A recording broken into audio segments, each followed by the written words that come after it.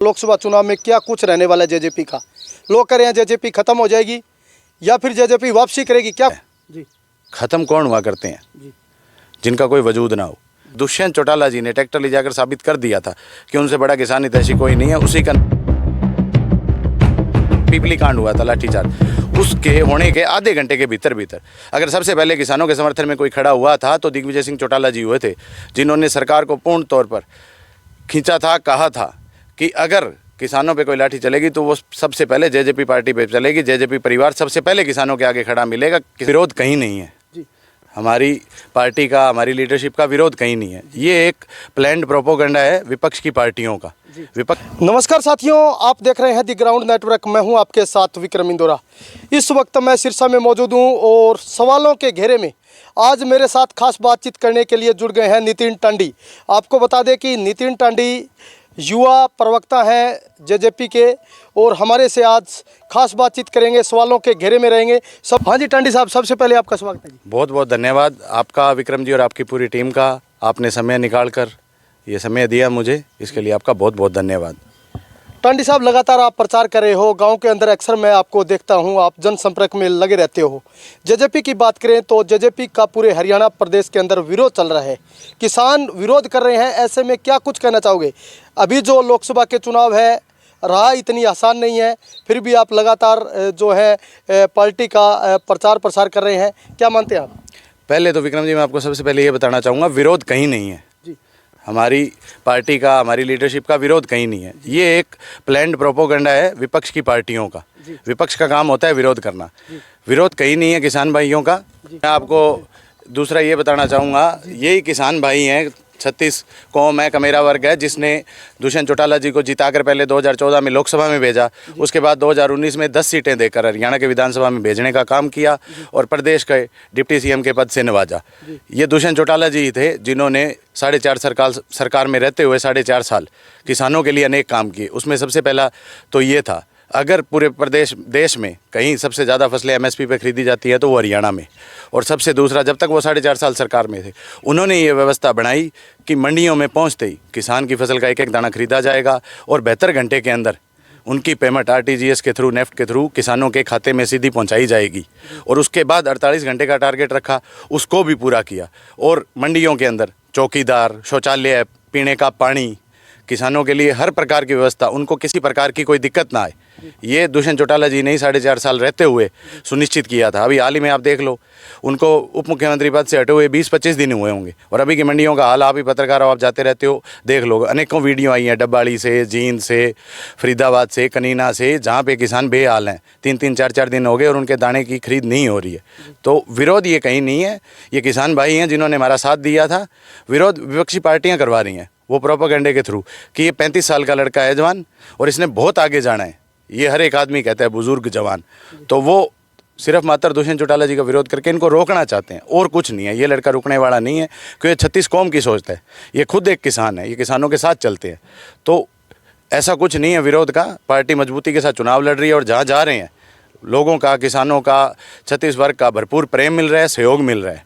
और ये इन्होंने किया था कि सरकार में रहते हुए जो आज आप देख रहे हो, महिला सरपंच, ब्लॉक समिति, पंच, 50% भागीदारी चुनाव लड़ने से पहले घोषणा पत्र में कहा था और करके दिखाया, तो ये दुष्यंत चौटाला जी की बदौलत ही आज है। 33% महिलाओं को आत्मनिर्भर बनाने के लिए, स्वावलंबी बनाने के लिए राशन डिपो में भागीदारी सुनिश्चित करी ताकि महिलाएं आत्मनिर्भर हों, तो प्रदेश आगे बढ़ सके महिलाओं, माताओं, बहनों को लेकर। जी हाँ जी। हिसार लोकसभा के अंदर क्या चल रहा है? नैना चौटाला चुनावी मैदान में आ चुकी है, रणजीत चौटाला बीजेपी की ओर से चुनावी मैदान में आ चुके हैं। बताया जा रहा है कि इनेलो की ओर से सुनैना चौटाला मैदान में आएगी। एक ही परिवार के 3 लोग आपस में, ये क्या खिचड़ी पक रही है हिसार में?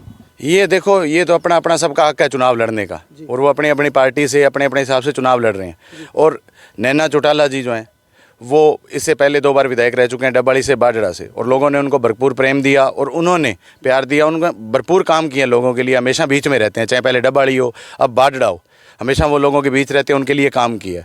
और ये चीज़ 50% की जो मैंने आपको बताई और 33% आरक्षण की, ये चीज़ अगर दुष्यंत को किसी ने कही थी तो नैना जी ने कहा था कि सरकार में आने के बाद दुष्यंत, मेरी महिलाएं, माताओं, बहनों के लिए ये चीज़ तेरे को करनी है, और उन्होंने ये करके दिखाई। तो ऐसा कुछ नहीं है कि खिचड़ी पक रही है, सब अपना चुनाव लड़ रहे हैं। और नैना चौटाला जी जब से उम्मीदवार घोषित हुए हैं एक मजबूती के साथ चुनाव लड़ रहे हैं और उनके प्रोग्राम चल रहे हैं।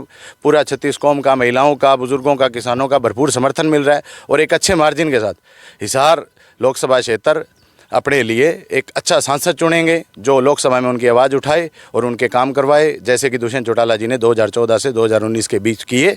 तो नैना चौटाला जी एक अच्छे मार्जिन से जीतेंगे, उनके साथ कहीं किसी का मुकाबला नहीं है। वो एक अच्छे मार्जिन से चुनाव जीतेंगे, जो काम किए हैं उनको लेके जाएंगे और जो कहीं कमी रह गई करने में वो आगे करेंगे। सांसद बनने के बाद जब दोबारा जनता मौका देगी वो काम करके दिखाएंगे। जो भी कहीं कोई कह रहा है कमी रह गई है, वैसे तो प्रयास यही रहता है राजनेता की कमी ना रहे, फिर भी कहीं ना कहीं रह जाती है, कोई चीज़ रह जाती है तो उसका बिल्कुल उसको पूरा करेंगे और एक नए युग की तरफ प्रदेश को लेकर जाएंगे। अजय सिंह चौटाला परिवार के आप करीबी रहे हो, ऐसे में पीछे अजय सिंह चौटाला जी ने बयान दिया था कि अगर बड़े साहब ओम प्रकाश चौटाला जी कहेंगे तो एक बार फिर से दोनों परिवार है उसमें सुलह हो सकती है, दोनों परिवार एक बार फिर से जो है राजनीतिक तौर पर, सामाजिक तौर पे जो है गले मिल सकते हैं। ऐसे में आप भी बहुत करीबी रहे हो, क्या कुछ मानना है, क्या दोनों परिवार एक हो पाएगा? देखो, ये सबसे पहले तो ये परिवार की बात है और शीर्ष नेतृत्व की बात है, तो ये वो ही कहेंगे तो बेहतर रहेगा। उन्होंने कहा था कि पारिवारिक तौर पर भी, परिवार में आपको भी पता है जो बड़ा होता है वही पहल करता है, तो उन्होंने उस हिसाब से कहा था पारिवारिक तौर पर चौटाला साहब जो कहेंगे वो मंजूर है।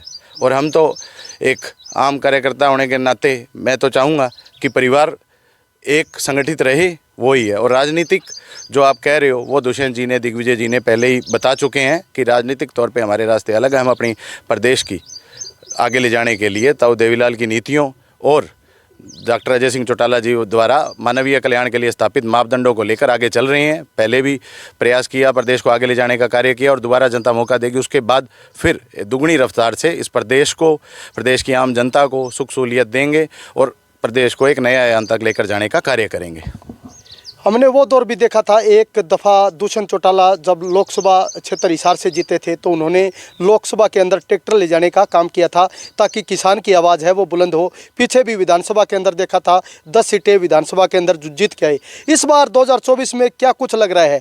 जिस तरह से लगातार किसान विरोध कर रहे हैं, क्या मानते हैं आप, क्या रिजल्ट इस बार रहने वाला है जेजेपी का?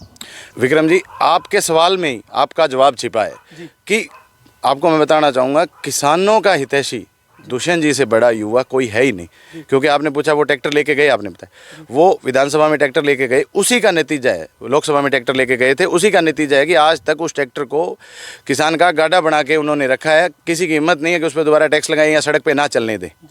तो इससे साबित होता है वो लेके गए थे, वो आज तक चल रहा है, उससे बड़ा हितैषी कोई नहीं है। और उन्होंने जो कार्य किए हरियाणा विधानसभा में भी किए, लोकसभा में भी किए, आगे भी किसानों की कोई दिक्कत आएगी किसी प्रकार की, हमेशा दुष्यंत चौटाला, दिग्विजय चौटाला पहले भी खड़े मिले हैं और आगे भी रहती ज़िंदगी तक, जब तक वो राजनीति में, सबसे पहले अग्रिम पंक्ति में अगर कोई खड़ा मिलेगा तो दुष्यंत चौटाला मिलेंगे। और दूसरा मैं आपको बताना चाहूँगा, जब पिपली कांड हुआ था लाठीचार्ज, उसके होने के आधे घंटे के भीतर अगर सबसे पहले किसानों के समर्थन में कोई खड़ा हुआ था तो दिग्विजय सिंह चौटाला जी हुए थे, जिन्होंने सरकार को पूर्ण तौर पर खींचा था, कहा था कि अगर किसानों पे कोई लाठी चलेगी तो वो सबसे पहले जेजेपी पार्टी पे चलेगी, जेजेपी परिवार सबसे पहले किसानों के आगे खड़ा मिलेगा, किसानों के साथ यह न्याय नहीं होने देंगे। और उसके बाद जब किसानों की कॉल थी दिल्ली कूच की, तो भी सबसे पहले दिग्विजय सिंह चौटाला जी ने आगे आके वीडियो जारी करके कहा था, केंद्र सरकार से आग्रह किया था और हरियाणा सरकार से भी किसानों को शांतिपूर्वक तरीके से दिल्ली जाने दें, उनका प्रोटेस्ट करने दें।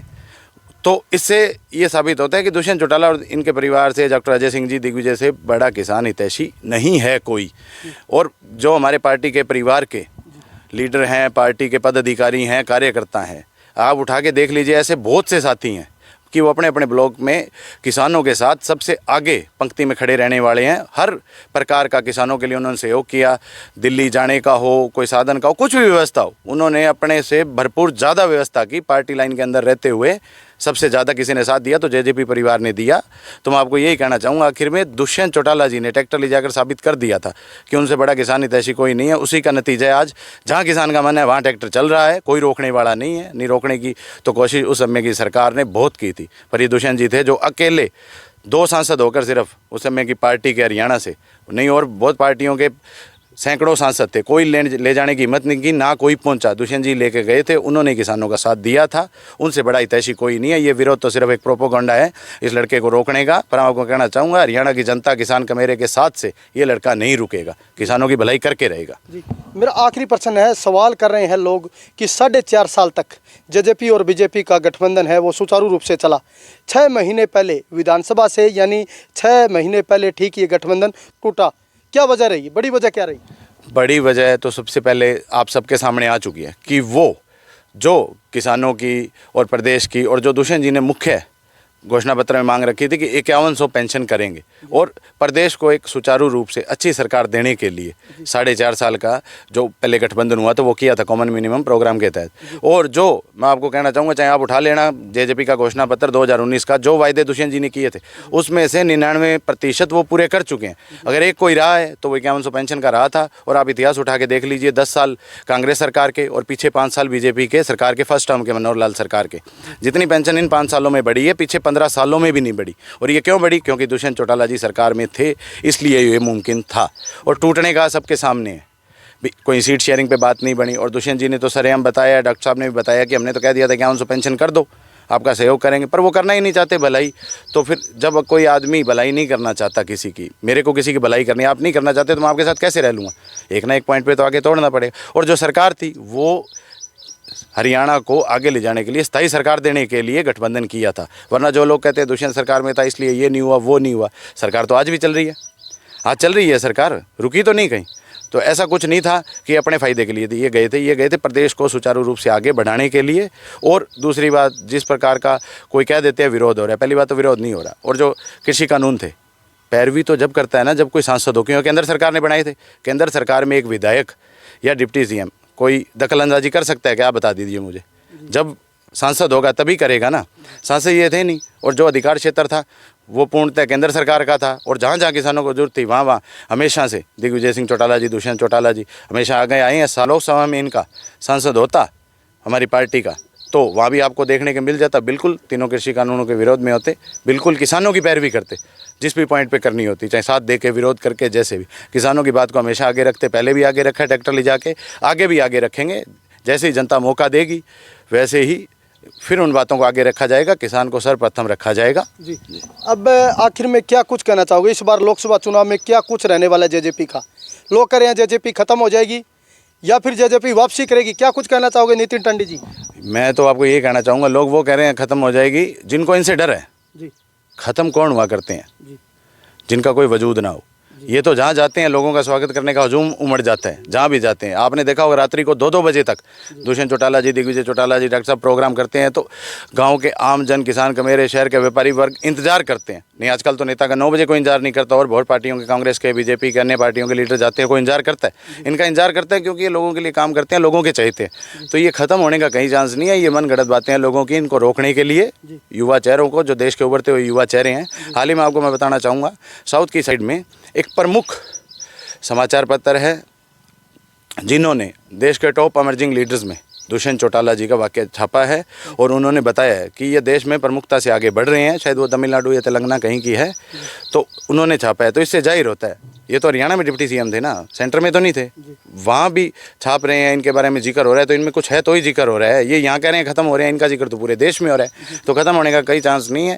जिस हिसाब से हमने 2019 का लोकसभा चुनाव लड़ा था, उससे 100 गुना मजबूती से चुनाव लड़ेंगे और उससे 100 गुना ज़्यादा जनता हमारा साथ दे के हमारे अच्छी संख्या में सांसद लोकसभा में भेजने का काम करेगी और बहुत बहुत हमारा साथ देगी। धन्यवाद। धन्यवाद विक्रम जी, आपका बहुत बहुत। तो ये थे हमारे साथ नितिन टंडी, जिन्होंने हर एक क्वेश्चन का जवाब बड़ी बेबाकी से दिया। जेजेपी का कारवां है वो लगातार आगे बढ़ रहा है और उसी कारवां को 2024 में भी आगे बढ़ाने का काम करेंगे। जनता है वो जेजेपी के पक्ष में अपना मत है वो करेगी। और इन्होंने ये भी स्पष्ट कर दिया कि किसानों का कहीं विरोध नहीं है, ये एक राजनीतिक प्रोपेगेंडा चल रहा है। दुष्यंत चौटाला का जिस प्रकार पूरे प्रदेश के अंदर लोग स्वागत कर रहे हैं, उस स्वागत को रोकने के लिए विपक्षी पार्टियों द्वारा ये एक प्रोपेगेंडा चलाया जा रहा है। वीडियो के बारे में आपका क्या मानना है, आप कमेंट करके कमेंट सेक्शन में ज़रूर बताएं। लगातार ऐसा ही हम साक्षात्कार किसी अन्य राजनेता के साथ आपका करवाएंगे। तब तक आप हमारी टीम को इजाज़त दें। लगातार आप हमारे साथ बने रहिए, देखते रहिए दी ग्राउंड नेटवर्क। धन्यवाद।